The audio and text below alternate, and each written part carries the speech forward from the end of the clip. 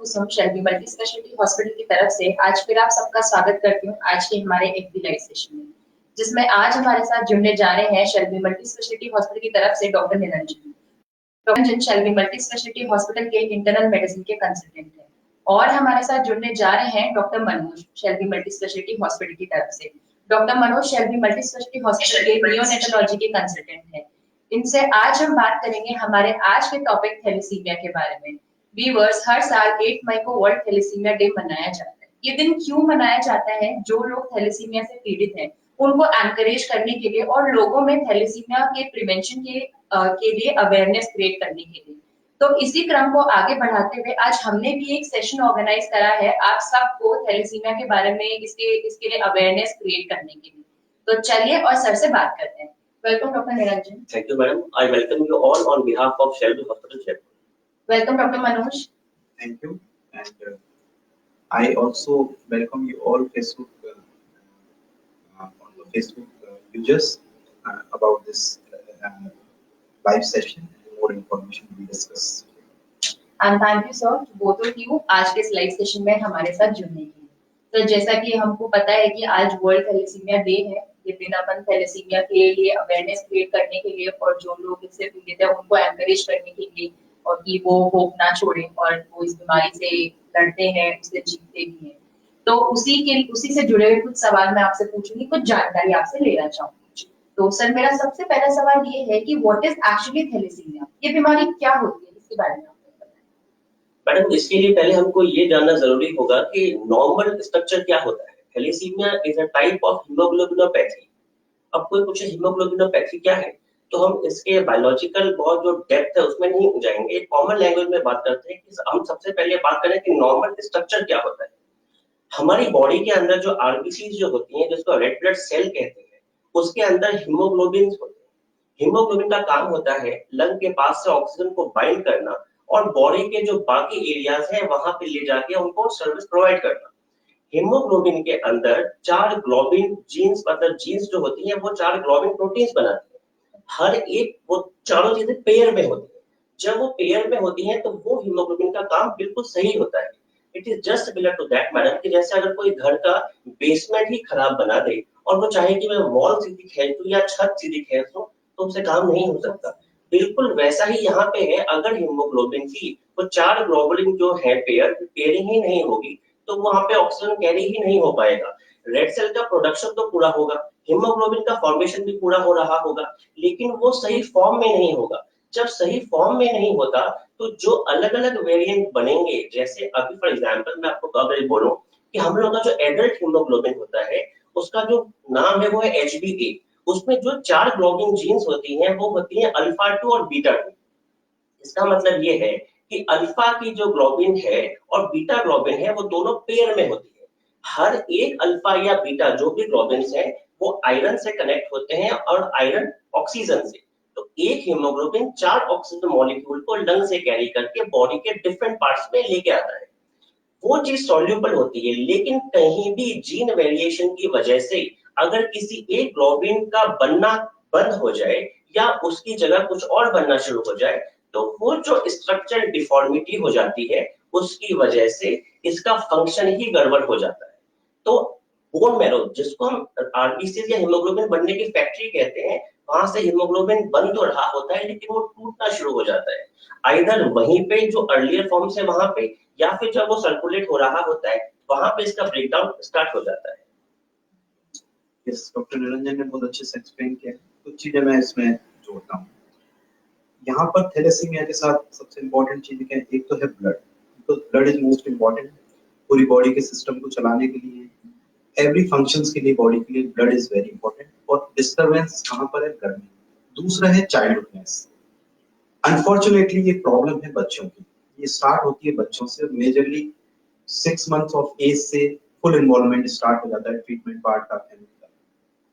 चाइल्डहुडनेस is very important for family, बच्चों के लिए, खुद के लिए, उनका स्कूलिंग, उनकी एक्सरसाइज, उनका एजुकेशन। और जैसे जैसे वो टीन एज में एंटर करते हैं तो साइकोलॉजिकल फैक्टर्स सामने आते हैं। तो this is the issues that we discuss today and these are most important because पूरी फैमिली, पूरा स्कूल, बच्चे के peer groups, socially government hospitals ka burden, lots of things are there. So that's why this thalassemia needs to be understood and discussed on various platforms that we will do. Thank you sir. मेरा दूसरा सवाल sir आपके लिए है doctor Niranjan कि क्या thalassaemia के लिए कोई टेस्ट अवेलेबल है, क्या हम कोई इन्वेस्टिगेशंस करा जी सकते बिल्कुल हैं? है मैडम, आज के टाइम में साइंस इतनी एडवांस हो गई है। बाकी जैसे जेनेटिक काउंसलिंग और चाइल्ड के बर्थ होने से पहले ही टेस्ट करना, वो डॉक्टर मनोज सर ज्यादा अच्छे से एक्सप्लेन करेंगे। मेरा कहना ये है कि अब हम जैसे अगर जो साइन सिम्टम आते हैं वो क्या चीज है, anaemia, mainly thalassaemia is anaemia, haemoglobin का कम होना। सबसे पहले एक पेशेंट को कैसे मालूम होता है कि या वो हॉस्पिटल क्यों आता है, वो थैलेसीमिया लेके थोड़ी आएगा, it sure she don't know कि थैलेसीमिया क्या चीज है। वो सांस फूलना, वीकनेस, पेनलेस, खून की कमी, हीमोग्लोबिन कम होना से ही आता है। हीमोग्लोबिन जब कम हो जाता है तो हम उसकी जो सीबीसी जो पिक्चर करवाते हैं उसमें कुछ ऐसे वेरिएशंस आते हैं, माइक्रोसाइटिक हाइपोक्रोमिक टाइप पिक्चर्स आती हैं। नॉर्मल सीबीसी से आपको मालूम हो जाएगा कि हीमोग्लोबिन कम हो रहा है। उसके बाद आप पेरिफेरल ब्लड फिल्म करवाएंगे जिसमें ये मालूम होता है what is peripheral blood film. आपने ब्लड का सैंपल लेके उसको स्लाइड में जब हम माइक्रोस्कोप में देखते हैं फिल्म बना के, तो वहां पे सेल का शेप छोटा हो जाता है, माइक्रोसाइटिक हाइपोक्रोमिक पिक्चर आती है। इसके अलावा भी कई टेस्ट होते हैं जिससे अपने को ये मालूम होता है कि हाँ ये थैलेसीमिया है। जैसे मेनली जो टेस्ट है वो जीन की स्टडी से, और दूसरा हीमोग्लोबिन इलेक्ट्रोफोरेसिस से। What is haemoglobin electrophoresis? Agarose gel electrophoresis में हम ये देखते हैं कि जो हीमोग्लोबिन चेन है उसमें ग्लोबुलिन जो जीन्स और जो चेन्स है उनके वेरिएशन कौन कौन से हैं, क्या वो अल्फा बीटा है या वो अल्फा गामा है, अल्फा एप्सिलॉन, अल्फा थीटा, बहुत सारे वेरिएंट्स होते हैं। और मैडम इन्हीं के कॉम्बिनेशन में हम ये टाइप्स मालूम करते हैं कि ये थैलेसीमिया का कौन सा टाइप है। जैसे कि थैलेसीमिया के जो मेजर टाइप्स होते हैं वो होते हैं अल्फा थैलेसीमिया। अल्फा थैलेसीमिया ये है जहां पे अल्फा जीन नहीं बनती, और बीटा थैलेसीमिया जहां पे बीटा जीन नहीं बनती। इनके फिर वेरिएशन सब टाइप्स होते हैं कि थैलेसीमिया मेजर है क्या, थैलेसीमिया इंटरमीडिएट है, थैलेसीमिया माइनर है, थैलेसीमिया ट्रेट है। अल्फा में भी ऐसे ही होता है। अच्छा, सीवियरिटी कहाँ पे, जहां पे जीन और चेन बिल्कुल नहीं बन रही होगी, मतलब बिल्कुल एब्नॉर्मल फंक्शन है, वहां पे उसकी सीवियरिटी हायर होगी, साइन सिम्टम ज्यादा मिलेंगे आपको। तो आप जेनेटिक स्टडी, उसके बाद जैसे पीडियाट्रिक्स में कर, एडल्ट के अंदर आप सीबीसी, उसके बाद उसका पेरिफेरल ब्लड फिल्म और एचपी इलेक्ट्रोफोरेसिस से मालूम कर सकते हैं कि थैलेसीमिया है। तो मनोज, मैं आपसे जानना चाहूंगी कि क्या हम प्रेगनेंसी के टाइम ये डायग्नोस कर, मतलब बिफोर बर्थ क्या डायग्नोस किया जा सकता है कि थैलेसीमिया की प्रॉब्लम है? सबसे पहले तो हमें समझना होगा कि इंडिया में अराउंड 35 मिलियन वो कैरियर्स हैं थैलेसीमिया के। कैरियर्स मतलब वो एबनॉर्मल जीन तो कैरी कर रहे हैं लेकिन उनमें यूजुअली कोई सिम्टम्स नहीं होती, एक्सेप्ट उनमें अगर वो कई बार हो सकता है कि थोड़ा एनीमिया उनमें हो। तो और पर्टिकुलर कुछ रिस्क ग्रुप्स हैं, जैसे पंजाबी और सिंधी पॉपुलेशन है, और ईस्टर्न पार्ट ऑफ इंडिया के ट्राइबल्स और कुछ गुजराती ट्राइबल्स। तो इनका जो डायग्नोस करने का या सबसे पहले एक एम होना चाहिए कि इन कैरियर्स का पता करें, क्योंकि जब दो कैरियर्स, मेल भी कैरियर है और फीमेल भी कैरियर, जब उन दोनों की शादी होती है तो बच्चे में रिस्क मेजर थैलेसीमिया होने का जाता है। कि दोनों पेरेंट्स अगर कैरियर है तो सबसे पहले तो क्या है कि पर्टिकुलरली कम्युनिटी ग्रुप्स हैं, जैसे सिंधी, पंजाबी, लोहाना ग्रुप्स हैं गुजरात, ईस्टर्न, उनके अगर यूनिवर्सिटी, कॉलेजेस, स्कूल्स, उनके कम्युनिटी सेंटर्स में उन लोगों से बात करके एक मास स्क्रीनिंग प्रोग्राम किया जाए और उससे पता किया जाए। तो एक बिफोर मैरिज अगर एक कैरियर और एक नॉर्मल है तो भी बच्चों को रिस्क नहीं, लेकिन अगर दोनों कैरियर है तो रिस्क है। तो एक तो यहाँ से हम इस चेन को ब्रेक डाउन कर सकते हैं, पहला चीज। दूसरा चीज, चलिए अब मैरिज हो चुकी है, पहले से हमें पता नहीं है, अब प्रेगनेंसी हुई है, तो प्रेगनेंसी में हम डेफिनेटली फर्स्ट ट्राइमेस्टर मतलब 12 हफ्ते के बाद हम एक 2 टेस्ट होते हैं सीवीएस और एमनियो सेंटर से, उससे हम डेफिनेटली पता लगा सकते हैं। तो अगर थैलेसीमिया मेजर होता है तो there is a chance, there is option of abortion. तो ये एक इम्पोर्टेंट फैक्टर है, इसको पर्टिकुलरली इन कम्युनिटीज को तो पता होना चाहिए। और थर्ड है कि चलो अब बेबी भी हो गया डिलीवर, तो लेकिन अगर कुछ रिस्क ग्रुप है या वन पेरेंट्स कैरियर है, दोनों कैरियर एंटीनेटली कुछ डायग्नोस नहीं हो, तो बर्थ पर भी हम हाई परफॉर्मेंस लिक्विड क्रोमेटोग्राफी कर सकते हैं। That is not definitive test, पर एक स्क्रीनिंग टेस्ट आई है जिसको कर सकते हैं, उसको 3 मंथ के बाद हमें रिपीट करना पड़ता है। और बाद में अगर कोई बच्चा लेटर 6 मंथ के बाद आता है, तो ये जो थैलेसीमिया होता है इसके यूजुअली 3 टाइप्स होते हैं। मेजर है जिसमें बहुत सीवियर सिम्टम्स होंगे, इंटरमीडिएट है जिसमें कुछ कुछ होंगे, और जो माइनर है उसमें कुछ भी सिम्टम्स नहीं होते, कई बार पता भी नहीं चलता। तो जो मेजर जिनको बच्चों को प्रॉब्लम रहती है वो 6 मंथ पे यूजली उनको डायग्नोज होता है कि उनको जब भी वो पीडियाट्रिशियंस के पास आते रहते हैं तो दे आर अनयूजुअली पेल। पेल मतलब उनकी बहुत कमी दिखती है नॉर्मली आंखों से देखने पे। दूसरा, उनके कुछ फेशियल फीचर्स एबनॉर्मल होते हैं, जैसे उनका ये जो सर का हिस्सा है फ्रंटल बॉसिंग ये बाहर निकला होता है, नोज है उनकी थोड़ी डिप्रेस होने लगती है, और उनकी जो मैक्सिलरी पार्ट है चीक्स का एक प्रोमिनेंट होता है। तो दूसरा उनकी लीवर और स्प्लीन मतलब लीवर और तिल्ली जो है वो बढ़ी हुई मिलती है, तो उस टाइम पे भी हम डायग्नोज कर सकते हैं। या एबनॉर्मली किसी बच्चे में इतना हीमोग्लोबिन लो हो जाता है 6 मंथ 7 मंथ और 8 मंथ की एज के अराउंड कि उसको ब्लड ट्रांसफ्यूजन की जरूरत है, तो डेफिनेटली वो थैलेसीमिया मेजर के लिए उसका सस्पेंशन रखना चाहिए, और उसका फिर test further definitive test, genetic study is the best test nowadays, वो हमें करना चाहिए। डॉक्टर निरंजन, मैं आपसे जानना चाहूंगी कि ट्रांसफ्यूजन डिपेंडेंट लीवर थैलेसीमिया के सिम्टम्स क्या हैं?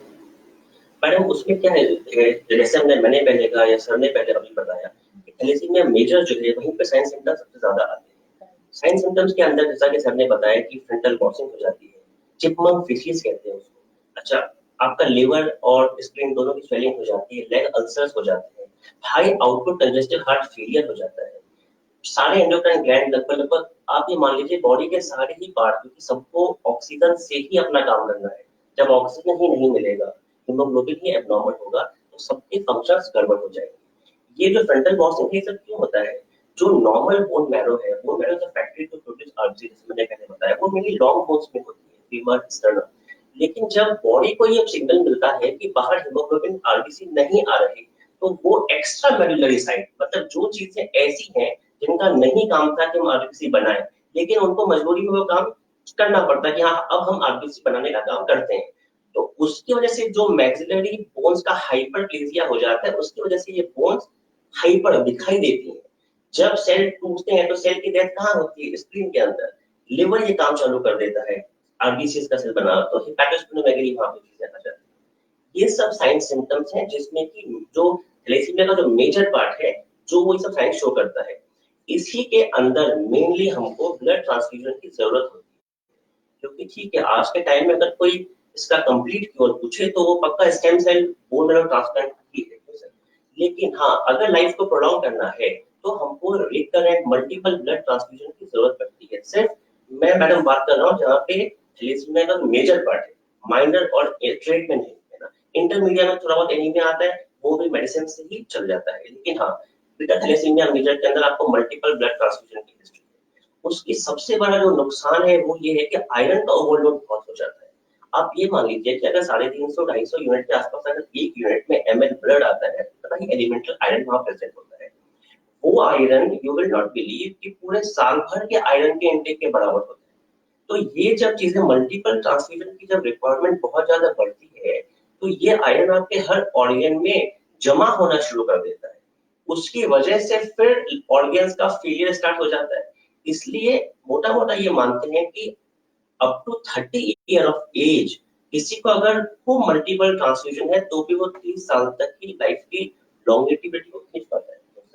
आयरन ओवरलोड को ठीक करने के लिए आयरन चिलेशन थेरेपीज काफी है। आजकल बहुत सारे सबक्यूटेनियस इंजेक्शंस भी हो जाते हैं जहाँ पे मल्टीपल ब्लड ट्रांसफ्यूजन की रिक्वायरमेंट कम हो जाए, लेकिन हाँ iron overload is a major drastic complication of multiple blood transfusion. कुछ चीज और इसमें ऐड करते हैं, जैसे बच्चों में मान लीजिए थैलेसीमिया मेजर नहीं है, मेजर इंटरमीडिएट है, बीच का पार्ट है, उन बच्चों में जो एनीमिया का इंपॉर्टेंट फीचर है कि उनमें वीकनेस, टायर्डनेस रहती है। वो बच्चे पूरी जैसे अगर बच्चे बाकी बच्चों की तरह खेल नहीं पाते, बाकी बच्चों की तरह वो यूजुअली पेरेंट्स को लगेगा ऑल टाइम सोता ही रहता है बच्चा, छोटा बच्चा है, या बड़ी टीनेजर गर्ल है जो इंटरमीडिएट है या थोड़ा सा मेजर कंपोनेंट जीन जेनेटिक उस पर डिपेंड करता है इसके लिए कितनी जीन इन्वॉल्व है, तो उनमें वो उतना स्पोर्ट्स में एक्टिविटी नहीं कर पाएंगे, वो बहुत जल्दी थक जाएंगे, फेंट हो जाते हैं बच्चे। तो इन चीजों को, और फिर एक और इम्पोर्टेंट चीज जैसे एनीमिया, पेरेंट्स को पता लगता है कि बच्चा बहुत सफेद लग रहा है, फिजिशियन को पता लगता है, पीडियाट्रिशियन को, हाँ बच्चा एनीमिया। एक बार टेस्ट में भी माइक्रोसाइटिक हाइपोक्रोमिक एनीमिया आता है, लेकिन उसका most common cause iron deficiency nutritional India में। तो इसका एक इंपॉर्टेंट पैरामीटर है कि जब कोई बच्चा आपके पास एनीमिक है, माइक्रोसाइटिक है, उसको आप आयरन थेरेपी भी दे रहे हो, उसको आप डिवार्मिंग भी कर चुके हो, लेकिन वो रिस्पॉन्ड नहीं कर रहा, उसका आयरन नहीं बढ़ रहा है जितना बढ़ना चाहिए महीने में या 2 महीने में जब हम टेस्ट रिपीट करते हैं। तो ये भी एक साइन होता है। इस तरह के बच्चों में भी हमें डेफिनेटिव टेस्ट थैलेसीमिया करना चाहिए, इस तरह के सिम्टम्स। सो ट्रीटमेंट इसका किस तरीके से है उसके बारे में आप बताइए। ट्रीटमेंट में तो यही है मैडम, जहाँ पे मल्टीपल साइन सिम्टम्स आ रहे हैं, थैलेसीमिया मेजर है, वहाँ पे there is only one option to increase your longitude, that is multiple blood transfusion. इसके अलावा कुछ नहीं, कोई जरूरत नहीं है मल्टीविटामिन लें। हाँ, ज्यादा फोलिक एसिड का इंपॉर्टेंट है। अगर आप आयरन, कई लोग क्या करते हैं, आयरन खाना शुरू कर देते हैं, कोई हीमोग्लोबिन कम हो रहा है तो आयरन लें, वहाँ पे आयरन का होल्ड आपको और ज्यादा हो जाएगा। Definitely treatment is bone marrow transplantation, that is stem cell transplantation, लेकिन उसके अपने कॉम्प्लिकेशंस होते हैं। उसके लिए आपको सेम टाइप के जीन टाइप जिसका सेम एचएलए टाइपिंग हो रहा है, ये वहीं से वो स्टेम सेल आप ले पाएंगे। इसलिए उसके अलावा अगर लॉन्गिट्यूड बढ़ानी है तो ओनली ब्लड ट्रांसफ्यूजन। Yes. इसमें यही है कि अगर किसी बच्चे को डायग्नोसिस हो जाता है तो अगर ब्लड इसको ट्रांसप्लांटेशन की तरफ जाना है, फैमिली विलिंग है, उनको डोनर मिल गया है या हॉस्पिटल सेटिंग इक्विप्ड है, ये तीनों ही चीज इंपॉर्टेंट है, तो ट्रांसफ्यूजन से बचना चाहिए। क्योंकि जितना कम ट्रांसफ्यूजन बोन मैरो ट्रांसप्लांट के पहले हो जाएगा उतना ही उसका रिजल्ट अच्छा है। मल्टीपल ट्रांसफ्यूजन ऑलरेडी हो चुके हैं, अब आप बोन मैरो ट्रांसप्लांट कराना चाहते हैं या स्टेम सेल ट्रांसप्लांट, तो उसकी जो रिजल्ट है वो अच्छे नहीं है। तो ये डिसीजन एक 6 to 8 मंथ की एज पे ले लेना चाहिए, पहली चीज। तो दूसरा, फिर आयरन थेरेपी, इसमें मल्टीपल ट्रांसफ्यूजन है, तो हर कंट्री की अपनी गाइडलाइंस है। इंडिया में 3 वीकली हर 3 वीकली ट्रांसफ्यूजन, ब्लड ट्रांसफ्यूजन किया जाता है बच्चों को। क्योंकि इसमें क्या है, ब्लड बनता तो है लेकिन वो इफेक्टिविटी नहीं होती, उसमें क्वालिटी नहीं होती, क्वांटिटी भी कम है हीमोग्लोबिन की और वो क्वालिटेटिवली धीरे धीरे खराब होता है। तो इसलिए ट्रांसफ्यूजन की जरूरत होती है। तो इसके क्या है, गवर्नमेंट ऑफ इंडिया की तरफ से इक्विप्ड सेंटर है, हर मेडिकल कॉलेज में थैलेसीमिया यूनिट होती है, वहाँ पे बच्चे आराम से जाते हैं, उनको free of cost blood transfusion होता है, चिलेशन थेरेपी भी साथ में मिलती है, साथ में उनको एजुकेशन भी दी जाती है, उसको हम आगे डिस्कस करेंगे। तो ये ट्रीटमेंट ऑप्शंस है। डेफिनेटली थोड़ा डिफिकल्टीज है ट्रीटमेंट पार्ट में, लेकिन ट्रीटमेंट अवेलेबल है। और उसमें सर एक बहुत अच्छी चीज, आप जैसा कि आपने शुरू में बताया कि कुछ कम्युनिटीज जिनके अंदर ये ज्यादा पाया जाता है, अगर उनमें मास्क वेयरिंग पहले हो जाए तो एटलीस्ट दोनों पेरेंट्स जो हैं वो इफेक्टेड अगर हाई इससे ना रिस्क, हो। हाई रिस्क जो ग्रुप हैं उनकी स्क्रीनिंग होनी चाहिए, उनको एक कार्ड इशू करना चाहिए, this kid is carrier. So basically सारी प्रॉब्लम्स बाद में चालू होती है, जब उनकी मैरिज होती है, उसके बाद उनका जब बच्चा होता है वो थैलेसीमिया मेजर की तरफ जाता है। तो वो because child birth is a matter of happiness, तो अगर हम पहले से इस चीज को अवॉइड कर सकें तो हम हमें करना चाहिए। That will be better.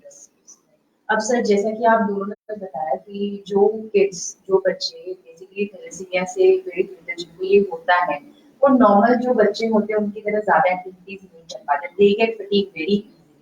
तो बच्चे जो स्कूल जाते हैं, तो स्कूल टीचर को किन बातों का पता होना चाहिए, ऐसा बच्चा जो जिसको थैलेसीमिया है, स्कूल टीचर को किन बातों का ध्यान रखना चाहिए, इस पर आप ये बहुत इंपॉर्टेंट चीज है, क्योंकि जो बच्चे थैलेसीमिया मेजर वाले बच्चे हैं पर्टिकुलरली, उनका ट्रीटमेंट क्रॉनिक है, उनका ट्रीटमेंट हर 3 वीकली चलना है, बीच में चिलेशन थेरेपी भी उनको कर लेनी है, तो उसके कई बार कॉम्प्लिकेशन होते हैं। थैलेसीमिया मेजर के भी कॉम्प्लिकेशंस, ब्लड ट्रांसफ्यूजन की भी कॉम्प्लिकेशन है और आयरन ओवरलोड की कॉम्प्लिकेशन है। तो उन बच्चों को और फैमिली को बहुत डिफिकल्टी से डील करना पड़ता है। आज हालांकि अच्छी बात है, आजकल फैसिलिटीज बेटर है, बच्चे आराम से लाइफ अपना चलती रहती है। फिर भी स्कूल एक ऐसा एस्पेक्ट है कि कुछ एक सर्टेन एज के बाद बच्चे को डे टाइम जो है वो स्कूल में स्पेंड करना है। तो सबसे पहले तो एक मीटिंग अरेंज होनी चाहिए पेरेंट्स के बीच में और school teacher, responsible school teachers, या कुछ स्कूल में आजकल नर्स और डॉक्टर्स की फैसिलिटी है। तो नर्स, डॉक्टर या school teacher, class teacher particularly, उनको पता होना चाहिए कि this kid have thalassaemia major. So उनको पता होना चाहिए कि इनको 3 वीकली इनको एक एब्सेंस रहेगी स्कूल में, क्योंकि ब्लड ट्रांसफ्यूजन के लिए जाएंगे। बीच में भी हो सकता है बच्चे कई बार सिक हो जाते हैं क्योंकि इन्फेक्शन जल्दी पकड़ते हैं। तो इस चीज के लिए टीचर्स को अवेयर होना चाहिए। दूसरा, कुछ कुछ इश्यूज इसमें आते हैं, जैसे कि उस बच्चे को कुछ प्रेफरेंस देनी चाहिए कि वो किस जगह पे उसको बैठना है। उसको एक रेस्ट रूम में जाने की फैसिलिटी होनी चाहिए कि जब वो चाहे रेस्ट कर सकता है, क्योंकि उनको फटीग भी होता है, फिजिकल भी होता है, थोड़ा मेंटल फटीग भी रहता है जब वो कोई भी इस तरह का टास्क करते हैं क्लास में। तीसरा है उनका होमवर्क। होमवर्क का भी इनका इश्यू रहता है, क्योंकि होमवर्क भी मिस होगा, उनका कुछ असाइनमेंट भी मिस होंगे, ब्लड ट्रांसफ्यूजन के लिए जाएंगे या बीच में कुछ स्किप करेंगे स्कूल, तो उनको एक्स्ट्रा बुक ऑफ सेट भी देना चाहिए। पेरेंट्स को भी उनको कम्युनिकेशन टीचर्स के साथ रहना चाहिए कि उनका असाइनमेंट कैसे पूरा करना है। कुछ उनको ग्रेड्स में भी फैसिलिटीज देनी चाहिए, जिससे वो एक साइकोलॉजिकल सपोर्ट उनको रहे कि हाँ, we are learning with other kids like other kids. एक इनको एलिवेटर पास, एक पेरेंट टीचर को भी पता होना चाहिए कि कहीं बच्चा सडनली, क्योंकि कई बार इन बच्चों में क्या होता है, कुछ इन्फेक्शन की वजह से सडनली ब्लड हीमोग्लोबिन डाउन हो जाता है। तो हो सकता है कि 3 वीक से पहले ही उसका हीमोग्लोबिन ज्यादा डाउन चला गया, उसको अर्जेंट ब्लड ट्रांसफ्यूजन की जरूरत हो, तो एटलीस्ट वो इन्फॉर्म करें। तो इस तरह की कुछ चीजें, उनके न्यूट्रिशन का भी, जैसे उनको मल्टीपल बीच में ब्रेक ले सकते हैं, उनको बीच में खाना होता है, क्योंकि आयरन से गैस्ट्राइटिस बहुत होता है, तो हो सकता है उनकी एपेटाइट उतनी ना हो कि एक बार में उतना खा पाए, तो मल्टीपल, ये कुछ कुछ चीजें हैं जिनको अगर हम कुछ फैसिलिटीज प्रोवाइड कर दें स्कूल में, तो बच्चों की लाइफ भी अच्छी रहती है और पेरेंट्स को भी थोड़ा सा सेटिस्फेक्शन रहता है और बच्चे को साइकोलॉजिकल सपोर्ट।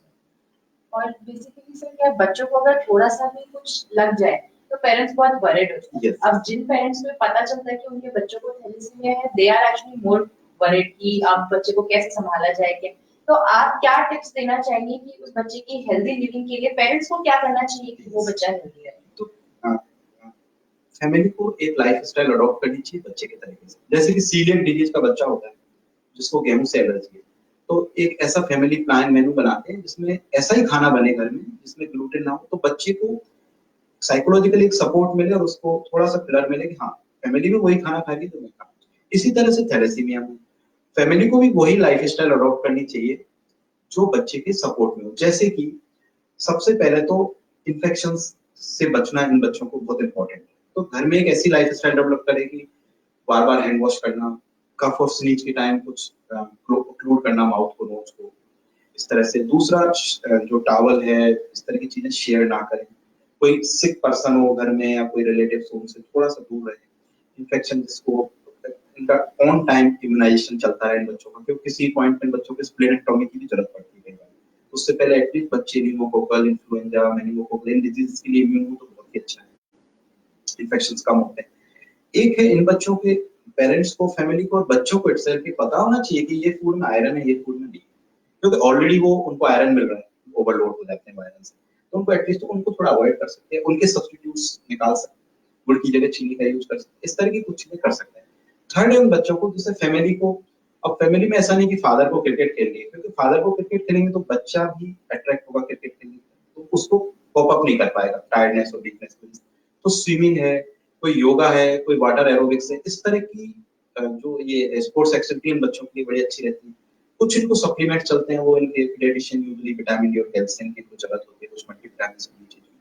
इस तरह का अगर हम एक ओवरऑल सपोर्ट बच्चे को दें, जो बच्चा जिसको जो इस फेज से चल रहा है, जिसको ट्रांसफ्यूजन हो रहे हैं, मेडिसिन लेनी पड़ रही है, साइड इफेक्ट्स हैं, उनको अगर ये सपोर्ट्स मिलता है तो वो फैमिली भी थोड़ा सा हैप्पीली उस टाइम को निकाल सकते हैं, बच्चा भी, बच्चे को भी बहुत सपोर्ट मिलता है। इन सब चीजों का बहुत ध्यान रखना चाहिए, बहुत जरूरी चीज है बच्चे के लिए।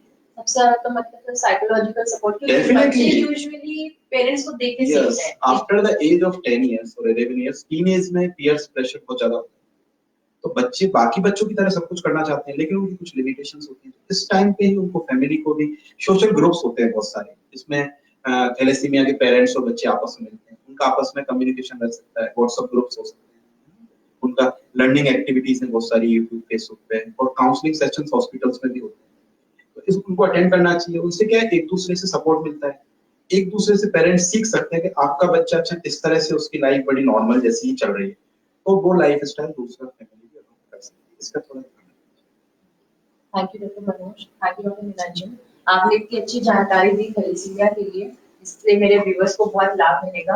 अक्सर हम सबको पता है कि एंटायर वर्ल्ड अभी कोविड की सिचुएशन से गुजर रहा है, हर जगह कोविड की बात हो रही है, तो मैं आप दोनों से रिक्वेस्ट करूंगी कि आप as a take home message viewers को क्या बताना चाहेंगे कि वो क्या प्रिकॉशंस, उन्हें आप क्या टेक होम मैसेज देना चाहेंगे? मैडम, मैंने अपने जो अर्लियर डॉक्टर हमारा जो कोरोना वायरस पे था, मैंने वहां पे भी यही बात की थी कि रोकथाम ही इसका इलाज है। जैसे अगर थैलेसीमिया की बात की जाए तो जैसा कि सर ने बताया कि आप शादी से पहले जेनेटिक काउंसलिंग कर लेना, मालूम कर लेना कौन से ट्रेट है, वो दोनों ऑटोमेटिक डोमिनेंट वाले कैरेक्टर ना आ जाए। वैसा ही कोरोना वायरस में भी है, चीजें होने के बाद उसका इलाज किया जाना मुश्किल है, क्योंकि कोई अभी तक कोई एक्यूरेट ट्रीटमेंट आया नहीं है इसका। तो आप घर पे रहें, हैप्पी रहें, जो टाइम भगवान ने दिया है लोगों के साथ व्यतीत करने के लिए, उसको घर पे एंजॉयफुली एक्सपेंड करें और आराम से रहें। घर से जब भी बाहर निकलें 2 फीट की दूरी बना के रहनी है, हमेशा हैंड वॉश करते रहना है, and at least it should be around 20 to 30 seconds. Yes, definitely अभी पेंडेमिक कोरोना का चल रहा है, उसमें सबसे इम्पोर्टेंट है कि अभी आपको घर पे ही रहना है, एक दूसरे से जो एरोसोल्स हैं छींकने खांसने से या आपस में बात करने से, उनसे बचना है। थर्ड इम्पोर्टेंट थिंग है, एक होप है कि इसका जुलाई अगस्त में हो सकता है वैक्सीन आने की काफी पॉसिबिलिटीज है। एटलीस्ट तब तक के लिए हम अपने आप को रिजर्व करें, हमारी लाइफ स्टाइल को, अभी की जो करंट सिचुएशन है जिस तरह से हम घर पे रह रहे हैं उस तरह से अडॉप्ट करके रखें, या कोई डेफिनेटिव ट्रीटमेंट आता है। इन छोटी छोटी चीजों का अगर हम ध्यान रखें, कोरोना कोई बहुत बड़ी बीमारी नहीं है। हाँ, इससे अगर बचेंगे तो माइल्ड, मैक्सिमम पेशेंट्स में माइल्डर सिम्टम्स ही होते हैं, तो वो चले जाते हैं। और इवन इवन आपको हॉस्पिटल जाने की भी जरूरत नहीं पड़ेगी, आपको घर पे ही आप क्वारंटाइन रह के आप उस चीज से निकल सकते हैं। लेकिन इन्फेक्शन को जितना कम स्प्रेड होगा, जितना हम एक दूसरे से इन्फेक्टेड होने से बचेंगे, उससे जल्दी से जल्दी वायरस जाएगा। ऐसी पैंडेमिक्स पहले भी रही, लेकिन over the period of time चली जाती है। इनका कोई ना कोई सॉल्यूशन है। तो 1-2 महीने का हमें अच्छे से इस डिसिप्लिन से रहना चाहिए। उसका डेफिनेटली वैक्सीन की फॉर्म में या कोई ड्रग की फॉर्म में, जैसे स्वाइन फ्लू का आया था, वैसे ही इसका भी ट्रीटमेंट डेफिनेटली दिया thank you doctor Manoj, thank you doctor Niranjan आज के स्लाइड सेशन में हमारे साथ जुड़ने के लिए। थैंक यू व्यूअर्स, आज के स्लाइड सेशन में हमारे साथ जुड़ने के लिए। सर ने जो जानकारी आपको दी है उसका आप ख्याल रखिए, उसका आप इस्तेमाल करें, उससे आपको लाभ मिलेगा। आप सब लोग अपने घरों में रहें, सुरक्षित रहें, अपना और अपने परिवार का ख्याल रखें। मिलते हैं दोबारा एक नए डॉक्टर एक नए सेशन के साथ। Till then take care.